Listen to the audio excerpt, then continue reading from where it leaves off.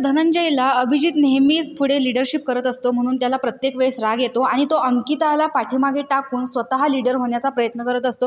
त्यामुळे धनंजयचा नेहमीच अभिजितवरती डोळा आहे की त्याला लीडर होऊ द्यायचं नाही, अंकिताला करायचं।